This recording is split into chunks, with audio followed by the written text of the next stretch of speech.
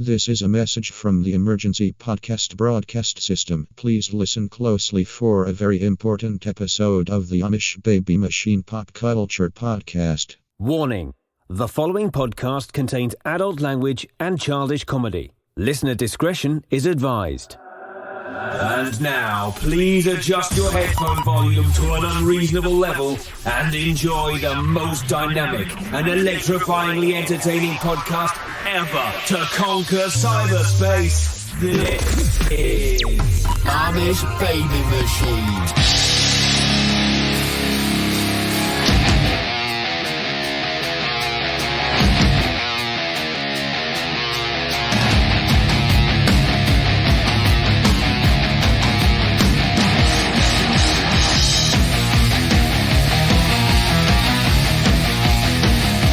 Hello, friends, and welcome to the most powerful podcast ever created, the Amish Baby Machine Pop Culture Podcast starring me, Dags.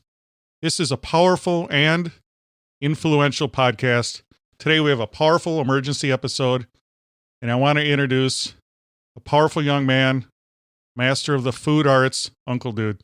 Well, I had a feeling the bat light would go up during this time of crises. Scary times. How are you doing, Uncle Dude? We are fine. We just had a ribeye and lobster dinner, so we are bunkering in style. So you have plenty of supplies in the bunker? I can't find yeast anywhere, which is kind of bugging me. But beyond that, we're pretty much stocked. Tell the kids, a flock of Amish, why you are the food master and why I brought you in here on uncertain times that we're all enjoying right now.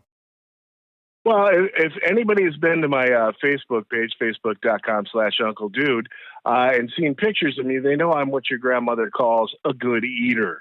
I got that way because I started cooking in about 7th grade.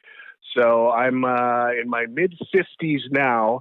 That gives me about 40 years of experience in the kitchen. I figured out early on in college if I didn't need to be drunk to dance and I could cook, I would always have a date on the weekend. Now, you're also a trivia master. Tell us about hosting trivia.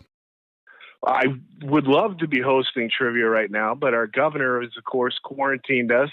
There's no bars or restaurants that are allowing people in them.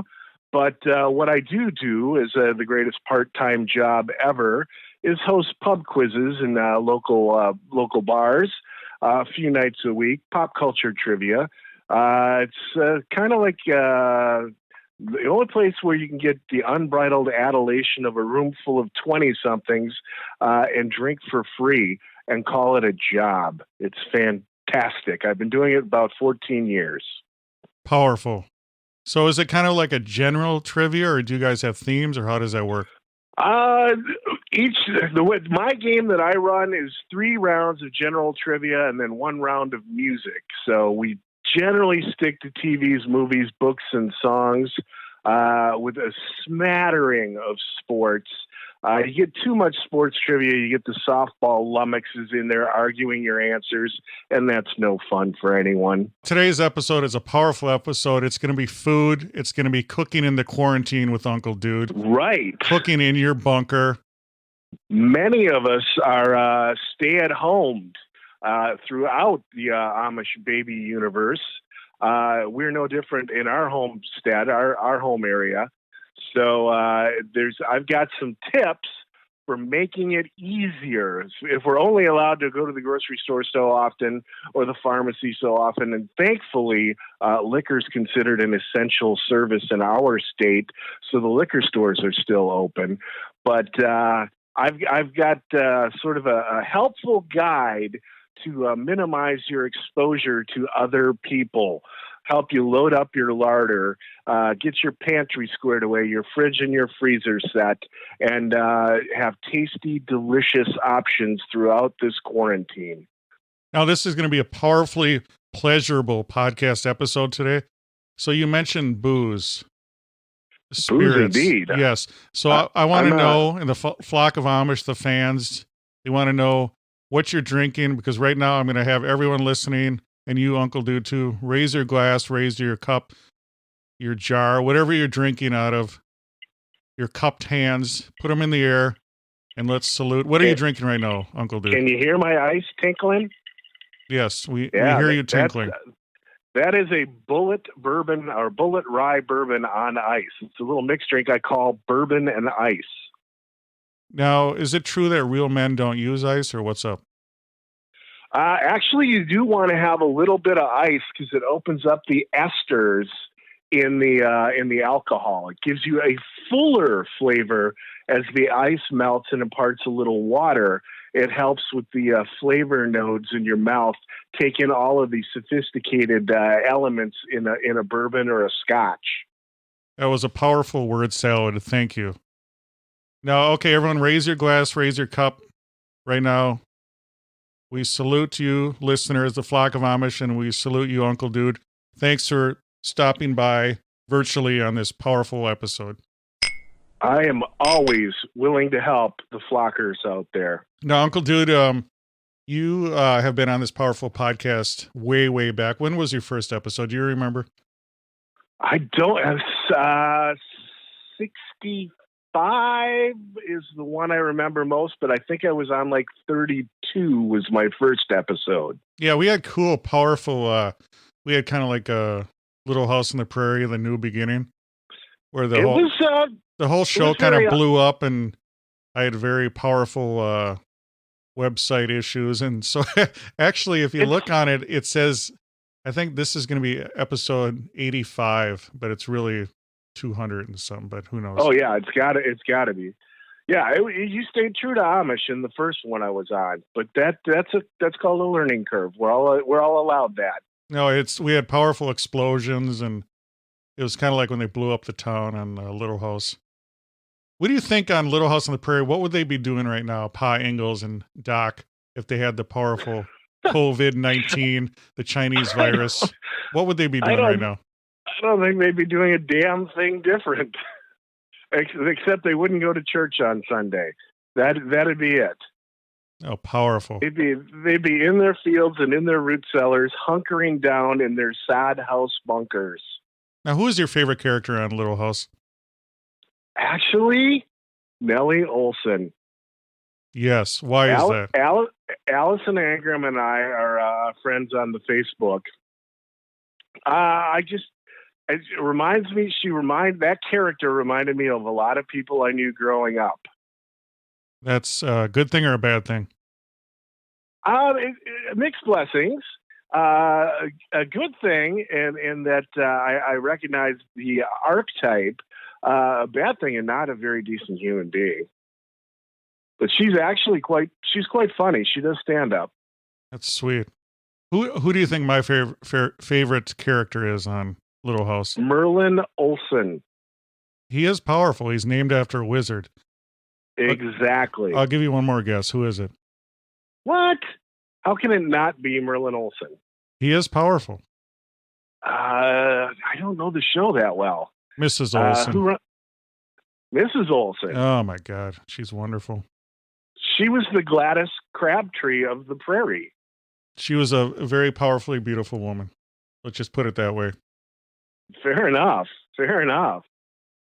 All my thoughts were pure. Let me just say that. Yeah. Powerful episode today. Gingham style. I don't know what that means. Powerful. Gangnam Style is a Korean pop song a while back, and I interposed that with gingham, which is a style of fabric that you would have found common in the prairie back in the day. I know. My joke is I don't know that, but I have powerful pop culture knowledge. Thank you, Uncle Dude, for being on this powerful episode. No, the world needs help in a direction, and I have one possible direction and solution to make sure you're all getting fed well, and it's not spam and lentils for 4 weeks. Powerful spiced ham spam. I don't know what a lentil is. I'm a huge fan of the spam.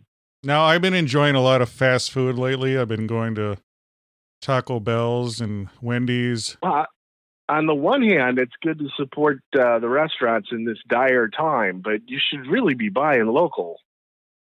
Plus, After the crushing disappointment of the Arby's brisket and bacon sandwich, you'd think you would have shied away from the fast food and maybe given a local joint a shot. Well, maybe you should drop some stuff off. Use one of your powerful Uncle Dude drones or something. So I'll get Jeep 3.0. I am perfectly. It is a bug out ready Jeep, so I can make it over to the farm.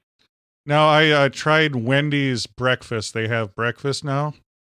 I have been tempted every morning on my way to work, but the commercials make it look like it's just a hamburger. I had the biscuits and gravy. I love biscuits and gravy. As do I. And then I had a croissant, their version of croissant sandwich, whatever you want to call it, croissant sandwich, whatever. The crescent roll with sausage and egg and cheese. And then I had biscuits and gravy. Disappointed, was not good. Oh, that is disappointing. I will take your advice and avoid. Yes, the biscuits were dried out. Not enough gravy. They need to be slathered, submerged. Give me another cool word quickly. Smothered? Yes, thank you. God bless you. Smothered, slathered, smeared, schmeared. Not enough gravy, not enough sausage gravy. The biscuits were hard. The sausage was dried out. It was not good. Hard biscuits, boo. Yes, exactly. They should be powerfully buttery and flaky and layers. Flaky and layers, exactly. Yes, it should be like sedimentary rock or something. But I will tell you, though, I did enjoy Taco Bell's. They have a cheap, the loaded taco. It's like $1. It's awesome. It's $1. Nacho, little taco. Highly recommended. Well, you quite correctly shouted down Johnny Rage when he was offering anything other than Taco Bell as the budget option in the fast food world. I do enjoy Taco Bell. It's a guilty pleasure. Yeah, but I cannot recommend, and I was looking forward to it because I enjoy sausage gravy biscuits. Right. Unfortunately, they opened a Baskin Robbins Dunkin' Donuts between my house and work that opens at like 5 a.m. So this is not a good thing. Now, do they still have 31 flavors? They do still have 31 flavors and hand-scooped quarts of ice cream. Although I did pick up 2 quarts for the long-suffering and ever patient and me the other day, and it was $14. So I think I'll just load up on the pink spoon samples, although they don't let you in the joint anymore. It's all drive-through now. Whoa. What is, how many flavors have you enjoyed out of the 31? I'm super stuck on Jamocha almond fudge and chocolate fudge. I haven't changed that order in probably 35 years. I am mad for Jamocha almond fudge. Well, I'm of the opinion that you go to a spot and you have what their specialty is. There's a phenomenal deli in town, and my favorite sandwich is called Some Like It Hot. It's pepper jack cheese, pastrami on rye. I haven't changed my order in 35 years. I have a small bowl of matzo ball soup, this Some Like It Hot sandwich, and a cream soda. Literally every time I go in for 35 years. Did Dr. Brown make this soda? Correct. Powerful. Very good, Dags. Powerful. That is your authentic deli cream soda. And tell the kids a flock of Amish. I'm guessing you were at Cecil's in St. Paul? You are absolutely correct. Yes. Why do you enjoy that joint? They do the best job of that type of food in town. Plus, it's in my old neighborhood, so it's got sort of an emotional bond to me. Plus, one of the ladies at the family at Onitz, I've been on her podcast as well. So a little nod to the Leventhal's. Whoa, powerful Twin Cities deli. It's an icon. It is, much like this powerful podcast. I believe it's 49 years this year. Whoa. Now, I want to talk to you. We're talking about food today. It's going to be a powerfully food-centric episode. But I want to just real quick segue. Sure. I haven't done it in a while. Song of the day. What are you listening to in the bunker, in the Jeep? I actually, after moving into the new place, just started unpacking my CDs. So I'm sort of rediscovering a bunch of stuff I haven't listened to in a long time. So a little Thomas Dolby I was playing, a little Love Jones. Plus, I'm a freak for ska, so I had a couple specials in English beat that were going on. So out of that powerful playlist, give us the song of the day. The song of the day, oh boy, Ghost Town by the Specials. Whoa, powerful ska. Gotta love the drum beats on ska. For about the last 15 years, I've been writing a Broadway musical that is a anthology of the history of ska music. It was very significant part of my college years, the second wave of ska. Plus, you don't have to necessarily be rhythmic to get away with dancing to ska music. So it goes back to my earlier axiom, where if you don't need to be drunk to dance, you'll always have a date on the weekend. Powerful. The last episode we did a powerful synthwave episode with the powerful Nitro TC, a group of powerful musicians here in the Twin Cities and beyond, creating powerful synthwave, yes, and beyond, all over the world. It was synthwave is hot. That was a fascinating show for me, because I was unfamiliar with the genre, and I did a deep Google dive afterwards. Most interesting, Dags.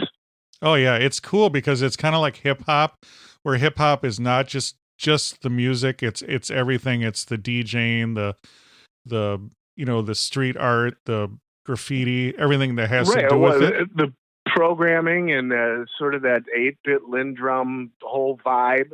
Yeah, so like I was saying, comparing it to hip hop, where it's like a culture, the synthwave is cool too because you have the colors, you have the the magentas, the pinks, the purples, all whatever you want to call them, the cool colors of the clothes, the graphics, the soundtrack, and it varies. It goes into soundtracks. It goes into in the different waves, the chill wave and the dark wave, and it's really cool stuff. So talk a little bit about ska music and why you like it.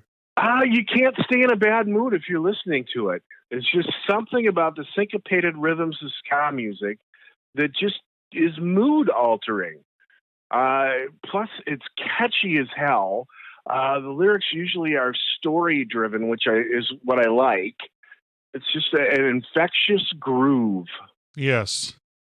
Now, tell us, what are some bands, if someone doesn't know about ska, wants to get into ska, what are some go-to albums, some starter albums, powerful bands that they should check out? First and foremost, I would say Madness. They were sort of the kings of the second wave. Save Ferris or Real Big Fish would be a good dive for your third wave ska. That sort of was based out of Orange County, California, and sort of the updated version. They keep threatening a fourth wave. Your first wave ska, where it started in the hotel bars in Jamaica, was a fusion of American jazz music and indigenous Jamaican music. The Scatolites is something, or Desmond Decker, I would suggest for sort of an intro to the first, second, and third waves of ska. Cool. Yeah, I do enjoy ska. Madness, that song, Our House. That was 120 minutes. That's the one that set the hook on me back in the day. And I love that album cover where they're all smushed together. Right, they're doing the goofy walk. Yeah, that's just powerful. That's iconic. Talk about iconic. That's iconic. It is iconic. What kind of threw me about that song is they say our house in the middle of the street. So I envision the house is in the middle of the street and like cars are crashing into it. Quite literally not. So English people are goofy. They are. They drive weird and they eat weird foods. I'm just kidding. I love the British. I love the UK. We have tons of fans over there. Well, you and I did the Anglophile quiz 1 or 2 times ago, where you tested my knowledge of Anglo slang. I fared fairly well. You did. Powerful. I love the British, the UK, all the islands, and the sun never sets on the British Empire. Now we're talking back to food. Back to food. So we're trapped in the bunker. We're trapped. Martial law. It's not martial law. We allow you to go places. So we're trapped here. Tell us what you have. What's your idea for food to eat so we don't get bored and we're semi-healthy? Well, I actually have a primer, a list, which I will put in the notes section of Facebook.com/Uncle Dude after this airs, so that don't worry about taking notes. You can always go back and reference it that way. But I sort of have an outline, a plan, a step-by-step, what you need to know in these dire times to make sure that your pantry is stocked and you're eating various and enjoyable foods. I'll get that on the show notes, too, on our website, AmishBabyMachine.com. Oh, perfect. Check it out. First thing I would do is in the aforementioned notes on the Facebook.com/Uncle Dude page, there is a recipe that you can download for what I call an East Coast red gravy. That is a marinara sauce. This is going to give you multiple options of what to eat. The recipe fills a crock pot or a large Dutch oven, and it'll give you a couple quarts of delicious red sauce that you can use for various different meals. So it's called the East Coast Red Gravy, and that's in the notes section of the Facebook Uncle Dude page. So that's your first thing to do. The second thing you need to do is you need to go pick up some protein. What you need is, my suggestions are any combination of the following. 2 boneless turkey breasts, approximately 3 to 4 pounds each, or you can get 2 pork roasts, sort of a crown of pork without the bones, also about 3 to 4 pounds each, or you can get an eye of round sirloin steak coming in at about 6 pounds. So what we're doing is we got 6 pounds of protein. If you're of the means and you have the room in your fridge and freezer, mix and match those so that you got all kinds of alternatives. That's going to give you your base proteins for many, many, many meal options. The next thing you would need to do is you're going to need to fill your pantry. So I would suggest getting some pasta, especially lasagna, because you can make a tray of that. It'll feed you for days. Get some lentils. They're amazingly easy to cook. They're protein packed. And if you're not a meat eater, that's an excellent source of protein. As are canned beans, especially garbanzo beans, which you can make all kinds of things with as well. Get some rice. And if you don't have a pantry stocked with herbs and spices, I would suggest getting a couple hot peppers, like a cayenne pepper or a red pepper flake. Get some sugar and a lot of salt. Get some canned tomatoes, some flour, and some yeast. You'd be amazed how easy it is to make your own bread. Although I've been trying to buy yeast for 2 weeks, I'm not the first person that thought this up. I'm having a hell of a time finding yeast. Even the Amazon just had yeast for making beer or wine, but not for making bread. I'll make some calls.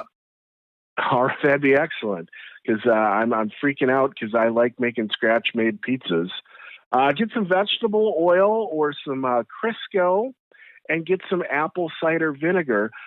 Apple cider vinegar, also a mild disinfectant. So it's got medicinal advantages as well. I take a shot of that every night at with my vitamin supplement mix. I've taken 200 points off my triglycerides by doing nothing other than adding a shot of apple cider vinegar and some red krill supplements. So that's a very healthy option. Powerful fatty acids. It is. It's fantastic. Powerful. Get some potatoes, some onions, some garlic, and some ginger root. The ginger root you can keep in your freezer, and some lemons. Lemons also work for cleaning and disinfecting. Yes, and they're also powerful antioxidants. Correct. Eggs. Load up on your eggs. You can actually freeze eggs in an ice cube tray and thaw them as you need them. So one of the things I said on the local news here today was one of the things still that there's a run on, in addition to toilet paper, is eggs. How long do eggs stay fresh in the fridge? They just said it. It's one of the better on the news today. 3 to 5 weeks is what they're saying is about the range that you can keep an egg in the fridge. So if you're starting to push that, then by all means, crack them into an ice cube tray, throw them in the freezer, cover it with some saran wrap, and you're good to go as you need them, depending on how long this horrible quarantine lasts. Yes. Last two things, some milk and some cheese. I would suggest getting some ricotta and a brick mozzarella and some hard Parmesan cheese. Those combinations will get you a bunch of different flavor profiles depending on what you need to eat the rest of your quarantine. Thank you for not overpronouncing those cheeses. I can't stand that when people overpronounce Parmesan and various other Italian cheeses. Yes. Gabagool. Or call it formaggio. So finally, get some white bread and some tortillas. Tortillas you keep in the fridge for a long time also gives you a lot of options.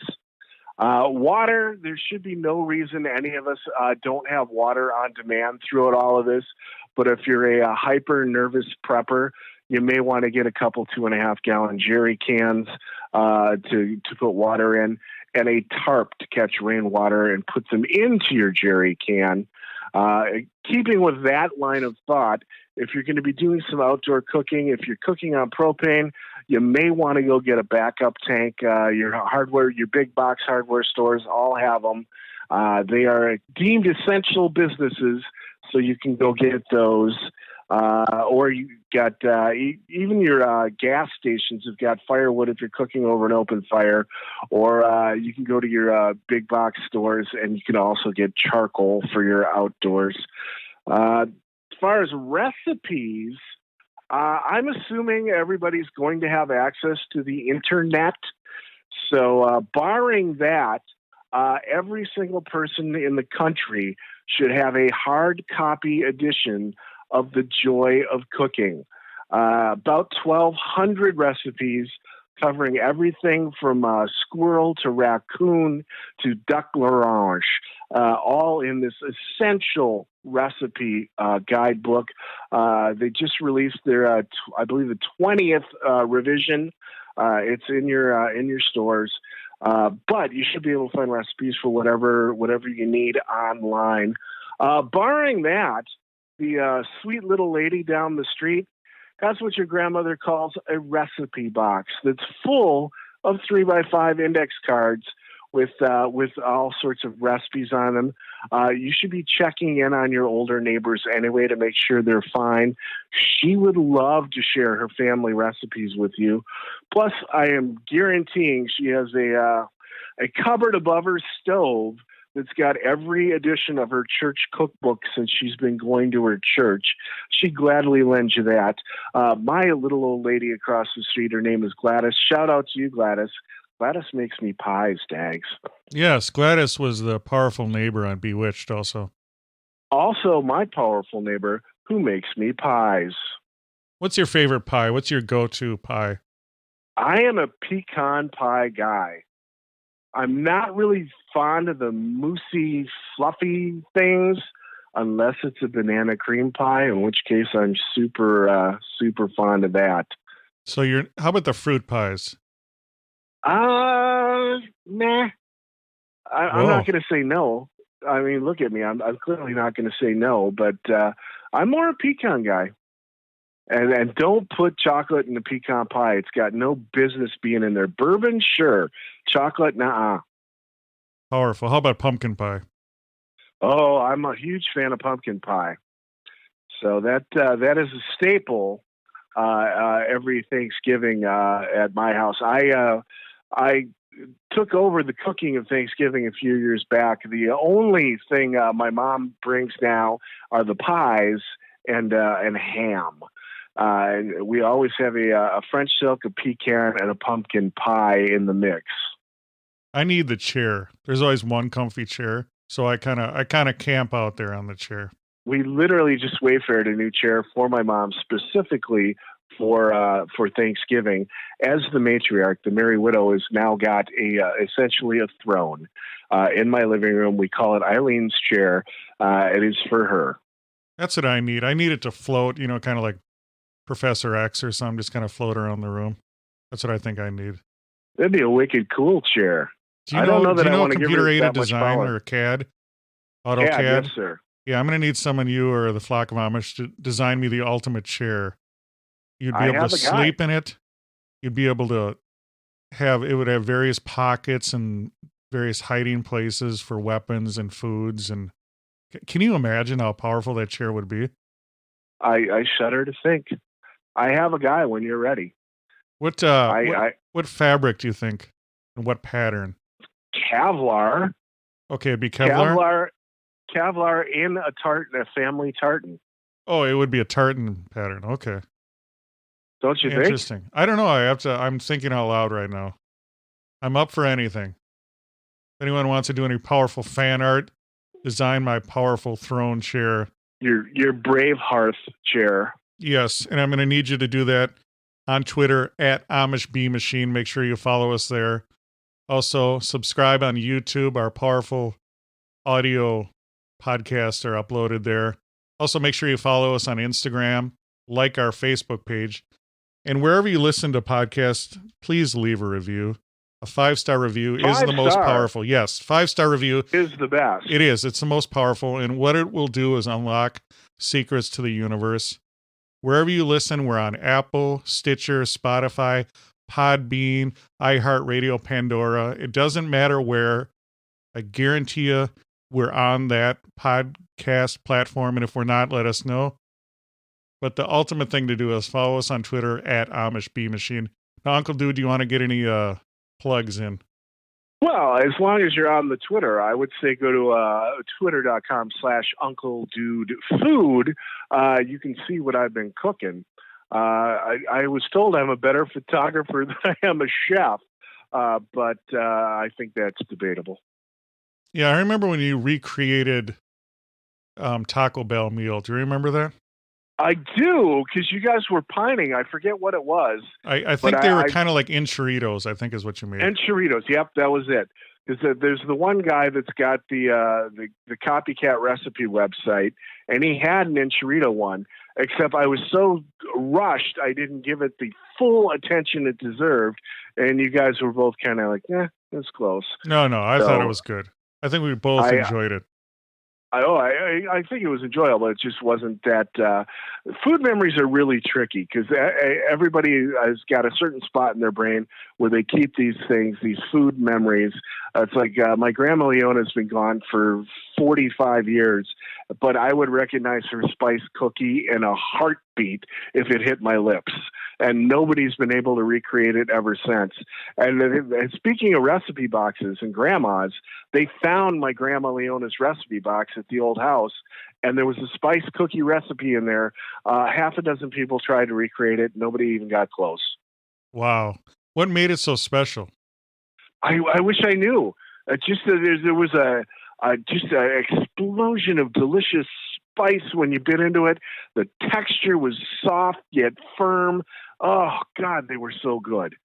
So just right around crisp around the edges, but soft in the middle.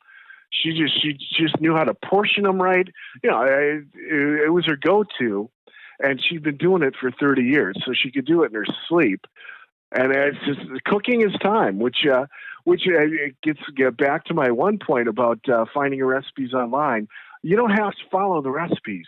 You can adapt, improvise, and overcome with what you have. That's how you learn and you build the skill set. Good God, early on, I made a vegetable lasagna that my wife still talks about that was absolutely horrid. But you know what? I tried and I learned, and it's gotten better since. Okay, let's pick one day. It's Monday.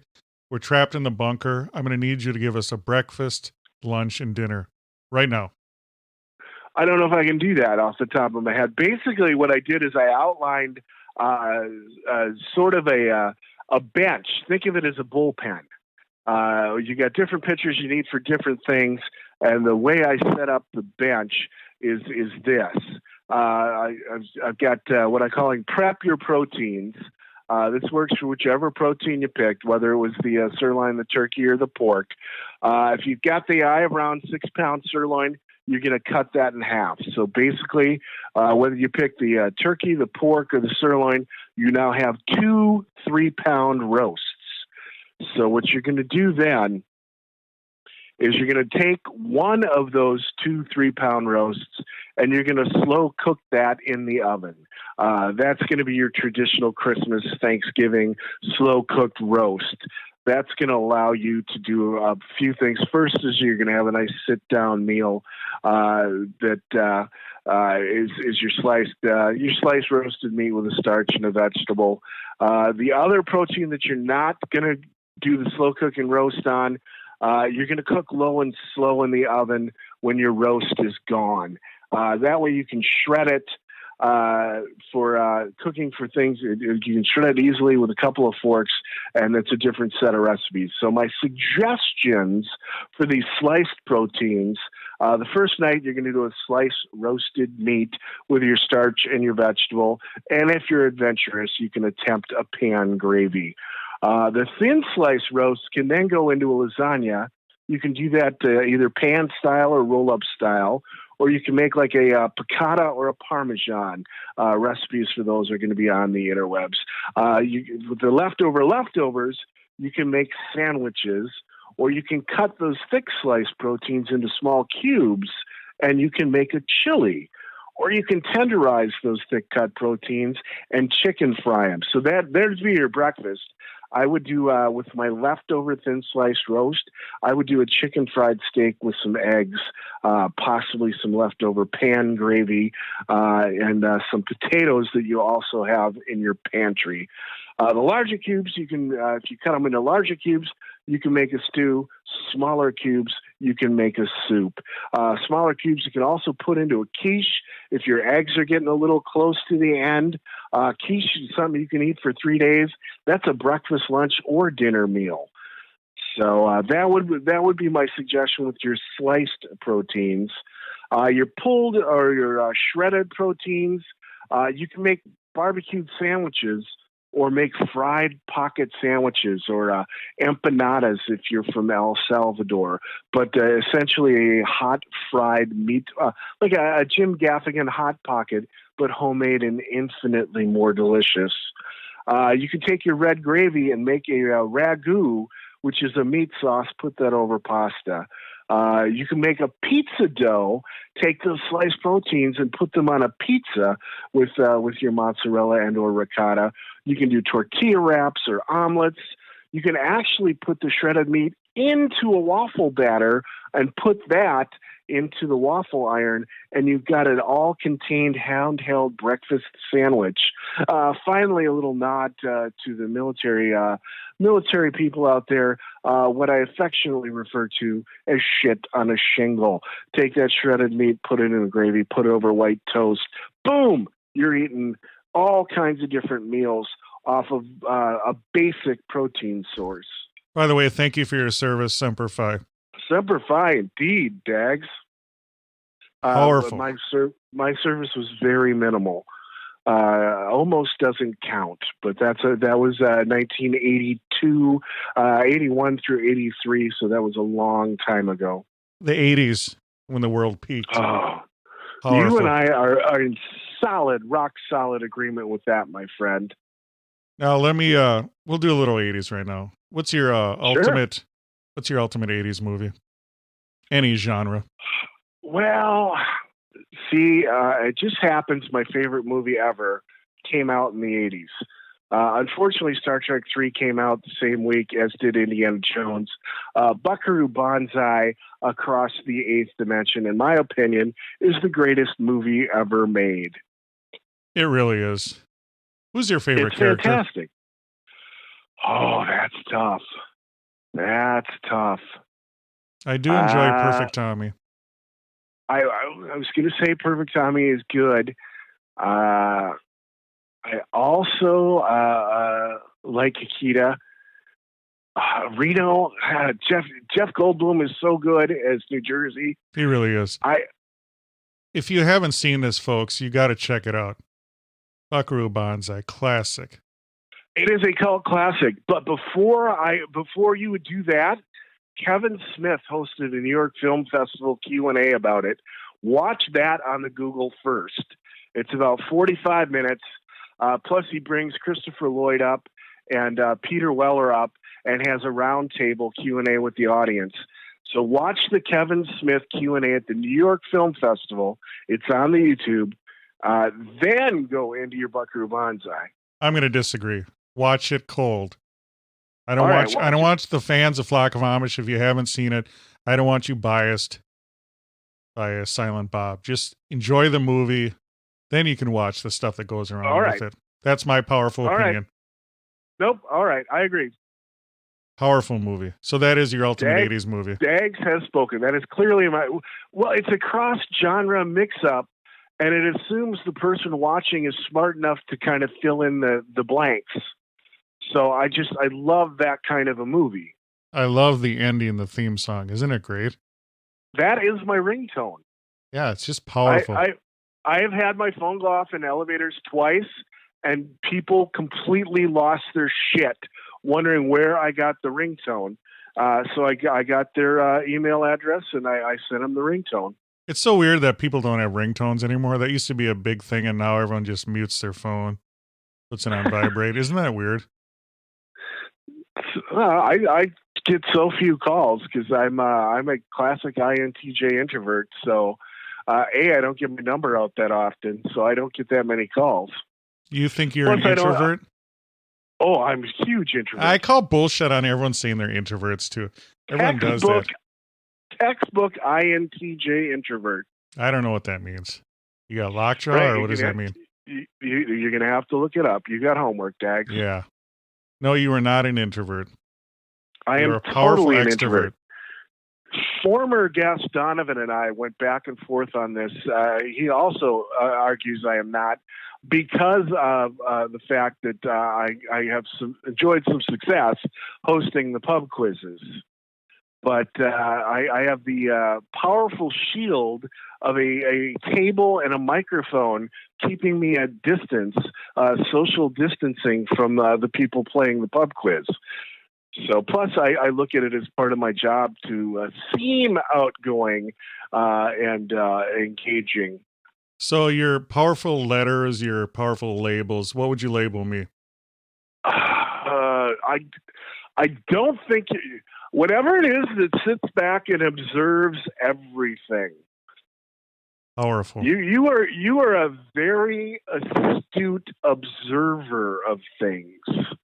I don't think you engage unless you are forced to, but I don't think you miss much, and I think you take everything in. Thank you for that powerful analysis. Am I wrong? I don't know. Are you right? I think I'm pretty close on that one. You do. If you're right or wrong, it'll be all edited out. That's why I have the power. I can just edit things. That's true. Powerful. That is true. Uncle Dude, did you have a good time tonight? I always have a good time in the barn, Dags. Yes, we had to get you in here because people are cooped up in their shipping containers. They need to eat. We get bored. We eat the same thing every day. Right. We have enough stress. Right. We don't need to be stressed out about our meals. Right. I'm not allowed to go anywhere or host anything. So if you all have questions, feel free to hit me up, facebook.com/Uncle Dude or twitter.com Uncle Dude Food. Hit me up with your questions. I'm very, very good about getting back to people, and I am a solutions-oriented individual. Powerful solutions. We want to thank everyone that listened tonight on this powerful episode. We had a great time. Uncle Dude, all the way from his shipping container to ours. Correct. Yes, it was powerful, powerful episode. Thank you for all the food knowledge. We just ask you guys one thing. Please tell a friend about our powerful podcast. Get the word out. And check out the merch, people. Thank you. God bless you for mentioning the merch. We have powerful merch on AmishBabyMachine.com. Also, if you go to Twitter at AmishBMachine, I have powerful links. Powerful links on Instagram, too. Powerful t-shirts. The last one I came up with was Failed Podcaster. You can wear that literally or figuratively. It's powerful. That's better than a flailed podcaster. Yes, I should make one for you. Failed, which is chef. what I am for not having been on, and it's been quite a hiatus since I last graced the Amish Baby Machine airwaves. Yes, my apologies. You've reached out. I just haven't been able to make it happen. Yes, I'm you so had. glad. Yes. So glad you were able to get me back. Yes, it's been a powerful episode. I want to thank you for coming in. And until next time, my friends, you've just enjoyed the Amish Baby Machine Pop Culture Podcast. Thank you for listening to the Amish Baby Machine Pop Culture Podcast. It is available on Apple Podcasts, Spotify, Stitcher, and everywhere else fine podcasts are found. Please support our podcast through Patreon and shop our merch at AmishBabyMachine.com. Follow us on Twitter, Instagram, Facebook, and YouTube. This has been an Amish Baby Machine production.